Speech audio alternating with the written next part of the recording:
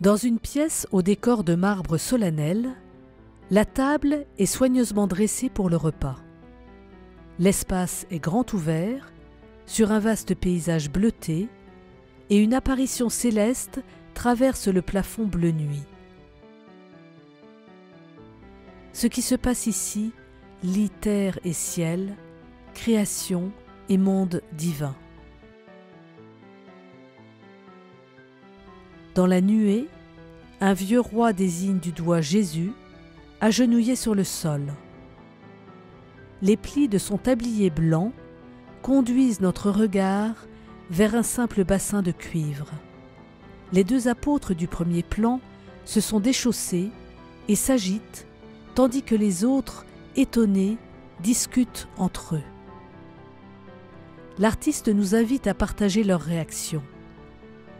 Quel décalage entre l'apparition divine, le doux paysage, le riche décor et la trivialité du geste de Jésus et de cette bassine. C'est l'évangile de Jean qui nous raconte cet épisode, Jésus lavant les pieds des disciples et la réaction de Pierre. « Non, tu ne me laveras pas les pieds, jamais !» Il en fait l'acte inaugural de la passion du Christ. Peintre de la Renaissance, Carotto élabore une œuvre savante, véritable homélie sur le sens de l'épisode qu'il représente, révélateur de l'identité profonde de Jésus. Il peint le Christ dans une attitude humble, désignant sa poitrine de l'index. Jésus manifeste ainsi que dans son geste, c'est son cœur qu'il révèle, un cœur de serviteur. Il est aussi roi, fils de David, le vieux roi biblique apparu dans la nuée. Il est l'enfant né de Marie qui le présente nu, tel un Adam renouvelé et renouvelant. Le roi David, agenouillé, implore Jésus enfant et désigne Jésus adulte.